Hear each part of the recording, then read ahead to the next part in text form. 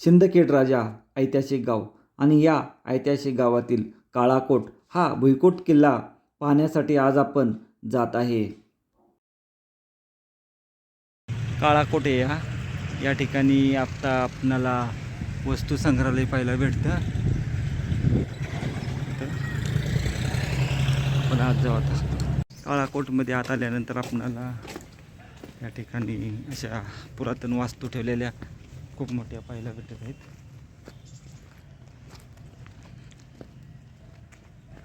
काळाकोट भुईकोट किल्ला आहे, तर त्याच्यामध्ये अशा वास्तू ठेवलेल्या आहेत. तिथं विष्णूची मूर्ती पूर्ण मोठी गावातील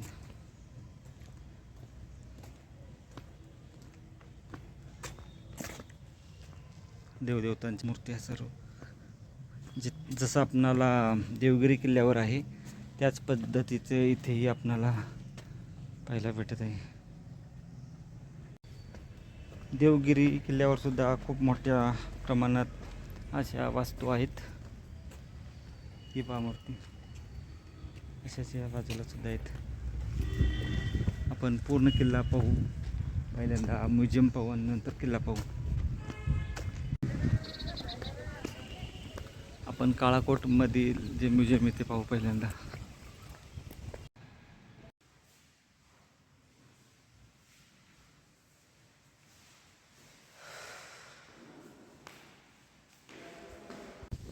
पाहू शकते पूर्ण अशी ही तटबंदी पूर्ण किल्ल्यामध्ये आहे आणि आत किल्ल्याच्या आत आपणाला इथं जर पाहिलं तर वस्तू संग्रहालय बनवण्यात आलं आहे.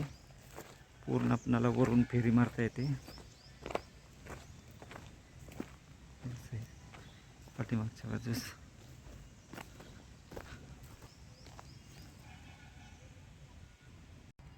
काळाकोट पाहिला आपण आता. काळाकोट भुईकोट किल्ला आहे सिंदखेड राजामधील. त्याच्यात आपणाला समोरच्या बाजूस तिथं भरपूर वास्तू आहेत. पाठीमाग म्युझियम ऐतिहासिक ठेवा. आता आपण राजे लखोजीराजे यांची जी समाधी आहे ती पाहायला जाऊ आणि निळकंठेश्वर मंदिर. किल्ल्याची बाहेरची बाजू ही सिंदखेड राजा हे बुलढाणा जिल्ह्यातील गाव जिजामातांचे जन्मस्थळ आहे.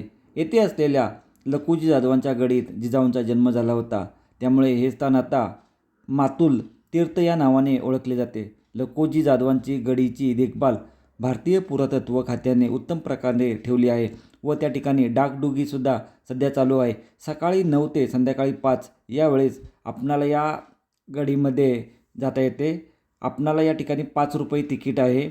सिंदखेड राजा गावातील गडी काळाकोट किल्ला जो आपण आता पाहत आहे, रंगमहाल, निळकंठेश्वर मंदिर, सजना बारव, रामेश्वर मंदिर, लखुजी जाधव यांच्या पुत्रांच्या समाध्या व त्यांची समाधी, पुतळा बारव, चांदणी तलाव, मोती तलाव या ऐतिहासिक वास्तू पाहण्यासाठी आपणाला अर्धा दिवस हातात पाहिजे तरच या सर्व वास्तू आपणाला एका दिवसात व्यवस्थित पाहता येतात.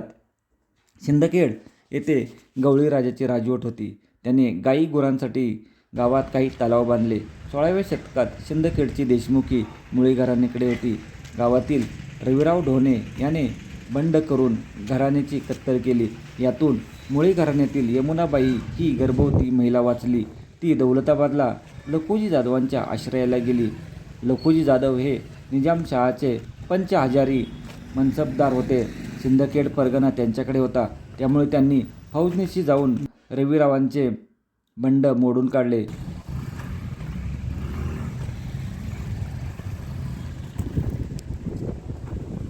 रंगमहालामध्ये आपण जाऊ आता.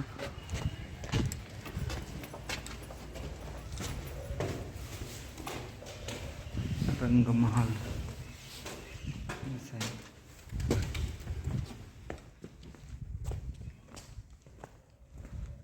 पूर्ण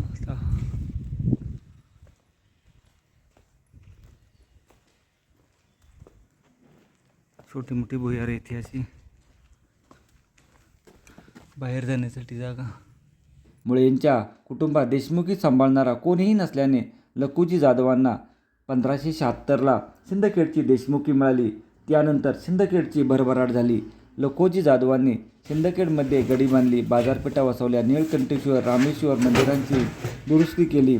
लखोजी जाधवांची पत्नी म्हाळसाबाई यांच्या पोटी पौष शुद्ध पौर्णिमा शके 1519 म्हणजेच 12 जानेवारी 1598 या दिवशी गडीतील राजवाड्यात जिजाऊंचा जन्म झाला. इसवी सन 1610 शहाजीराजे आणि जिजाबाई यांचा विवाह सिंदखेड राजा येथे झाला. 15 जुलै 1629 रोजी निजामाने लखोजी जाधव यांना दौलताबादमध्ये बोलवले. लखोजी जाधव, पत्नी म्हाळसाबाई, भाऊ जगदेवराव, पुत्र अचलोजी, राघोजी व बहादूरजी, नातू यशवंतराव यांच्यासह दौलताबादला गेले.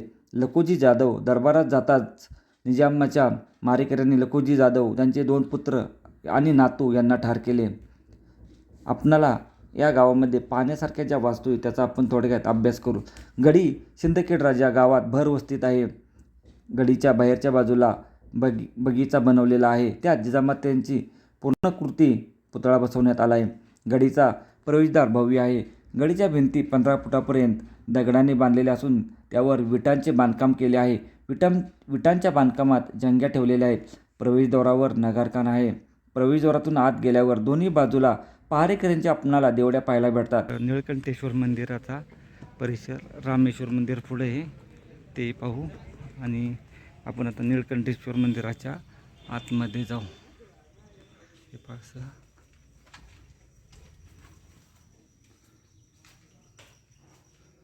मंदिरामध्ये आपण आता आत आलो. अतिशय सुंदर आणि भव्य असं मंदिर आहे.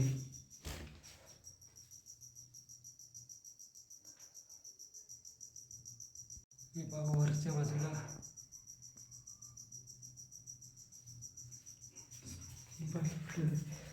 महादेव मंदिर, सिंदखेड राजा. राजे लखोजीराव जाधवराव यांची समाधी पाहायला आलो आहे आपण सिंदखेड राजामधील. जे रामेश्वर मंदिर आहे त्याच्या बाजूला ही समाधी आहे. तर आता आपण पाहू.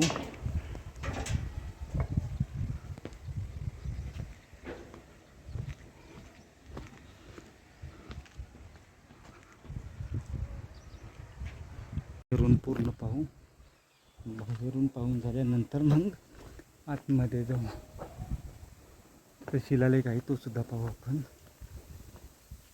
याची पूर्णतः मोठी समाधी आहे.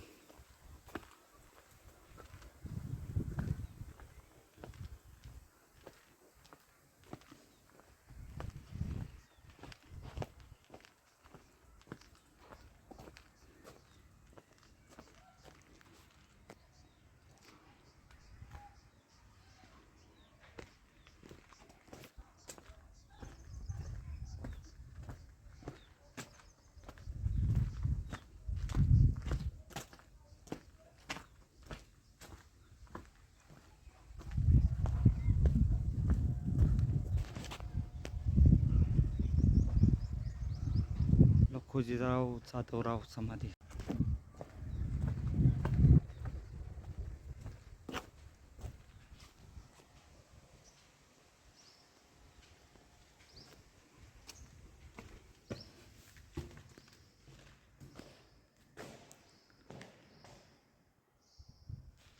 अचलोजीराव यांची समाधी इथे आहे.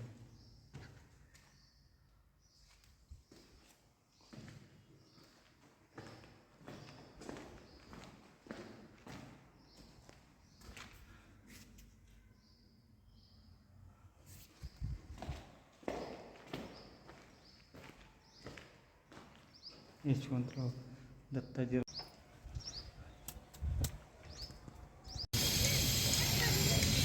आपण आता आत एंट्री केल्यानंतर आपणाला इथं असं पाहिला भेटते राजवाडा.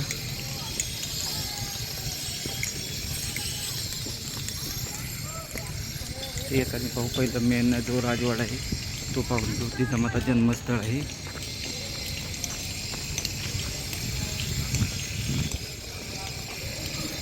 आत आल्यानंतर आपल्याला नगरखाना पाहायला भेटत आहे. इथे सगळी वंशावळ दिलेली आहे. ते आपण व्यवस्थित पाहू. त्याच्यानंतर हे पाहू बाराव पाहिजे, सावकारवाडा, नुकेश्वर, राजवाडा, काळापूर, 17-20 किती आहे. आणि हा राजवाडा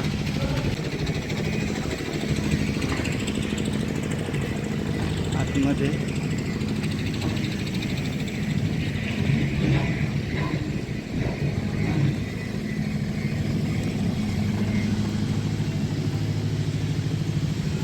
आतील वास्तू पडले आहेत, परंतु बऱ्यापैकी शिल्लक आहे.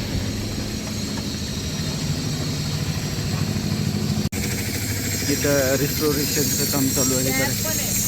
हां, मी पाहू शकतो असं.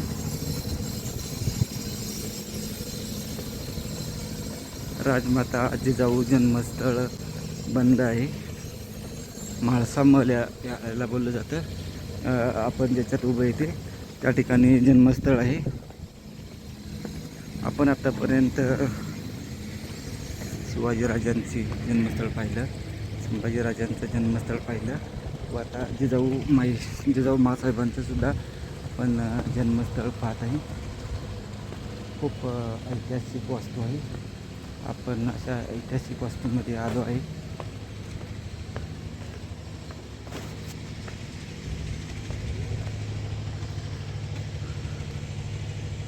आपण आता या वाड्याच्या तळघरामध्ये आपण आता आलो आहे. तळघर अतिशय मोठं आहे, खूप मोठं. पाहायचं सगळ्या बाजूने त्याला फिरायला आहे जागा.